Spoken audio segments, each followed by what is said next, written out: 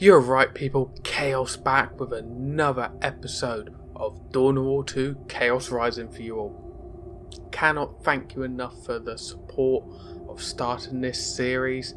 Really am grateful. If you want to catch up with what's going on, please go back an episode. It's actually quite in depth, so the most I can say is basically we've got a whole new planet to go over, and there's basically traitors going on, chaos is being touched upon. So please go back if you haven't and watch it. It really does explain what's actually going on. But we're going to help Librarian Jonah in a moment. However, we've got some leveling up to do, and we've got to talk to Vandis about something. So this is a new mechanic added in to Dawn of War 2 Chaos Rising, that you actually have scripted events with people. But first things first, is going to be a bit of a different episode because we're going to go through in a moment.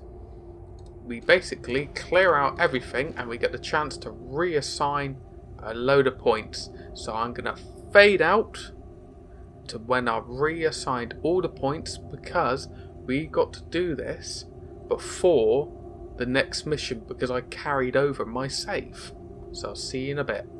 Alright people, we're back with Uriel. He's using Old Faithful Sunderhammer. He's got the Mail of the Immortals, I believe, unless I'm mistaken, we got that by completing the Last Stand, the final mission of Dawn of War 2. We got the Drop Pod Beacon, we've given him the stimulation kits and the standard because the Strike Cruiser Armageddon was destroyed in the Last Stand. So we haven't got the Orbital Bombardment Beacon as one of the equipables. But you see here, I've got Helm of Command. Now that is because I've got a special edition variant of Chaos Rising. Now I would equip this because it looks freaking epic. However, it's for a ranged character, and Uriel is a melee character, so you can use your Force Commander as a ranged character. Don't get me wrong, he's very capable because you got like direct fire, you got fearless, you got deadly aim, so you can use him that way. But he is best suited, in my opinion, as a tank melee class. But without further ado, I believe we have set up Uriel, so let's crack on to Tarkus. So, same again, I'll see you in a moment when he's all cleared out. Alright, so we've reassigned Tarkus. Now look at those amazing veteran squad mates. There you go, chapter of veterans. He's very much, we're going all the way health with him. And we got the tactical mastery, increases the tactical advance, so it spreads to nearby allies, and just increases range as well, because we do have the spare points. I wouldn't mind having the tactical expertise. We're very much using his tactical advance to the best of the abilities, and obviously we got the Blight Bolter, Honor of Terror, so his health's even larger, grenades, shield, and now increases stamina.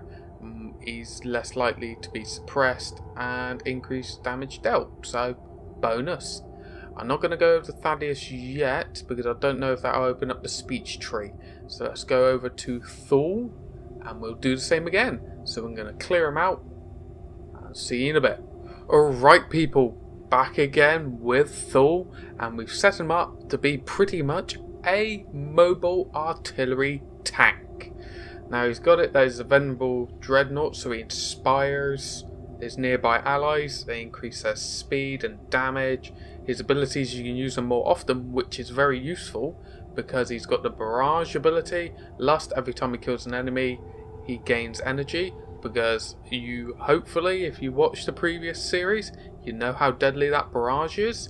We've upgraded it so it does even more damage, and we've gone through the health thing that he can self-repair himself. And then a new ability for Chaos Rising, Call to Arms. If anyone's incapacitated in the area, they'll be revived. to him, and because he's a venerable dreadnought, it will occasionally trigger when he kills an enemy. So, win-win. Let's crack on with Avitus. So we'll clear him out and see where we go from there. See you in a minute. Alright, so we've set up Avitus. We're going to try and use him.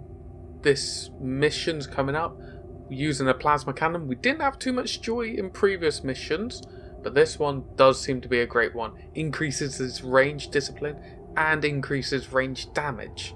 So, see how it all goes. He's also got some armour. It's quite low level armour, but it's still useful because he is going to be holding back, hopefully. Range damage increase and movement speed.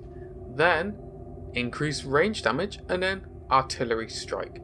But I'm going to swap that artillery strike out for his little deployable turrets.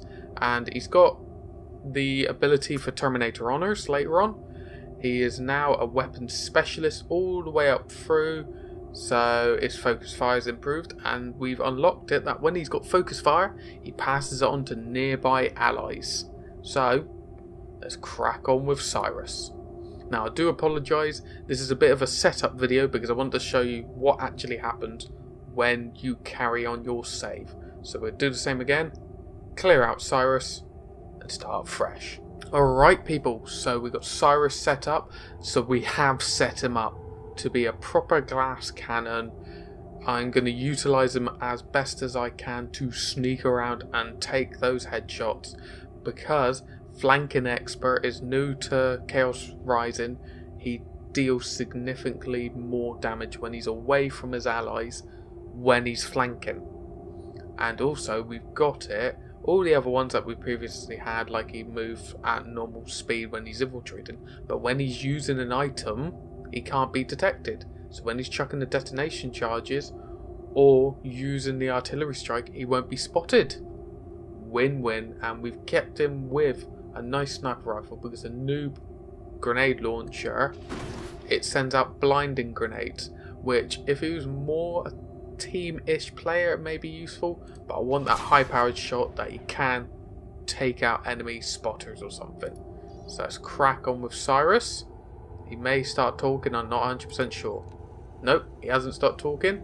So, same again, we're going to clear out and start all fresh, so I'll see you in a bit. Alright, so we got Vandis all set up. So he is very much, he's more of a hard hitter melee instead of Uriel, which is more of a, he hard hits but he can take a hit as well. So we got the Furious Chapter's Fury. We got it, the Blessing of Zeal. When he kills an enemy, he regains health. After being revived, he can be uninjured for 10 seconds, but he is very much a hard hitter and he has the opportunity for Terminator Honours. So, between the episodes I'll tidy up all this. That one there I'll go over in another episode. It's expendable stuff, so you can actually use it to boost your experience. So, let's see what Thaddeus has got to say from himself. If so, someone else got here first. Traitor guardsmen. Just when I was starting to respect them. Hate them if you will, but do not underestimate them. Yeah, Avitus was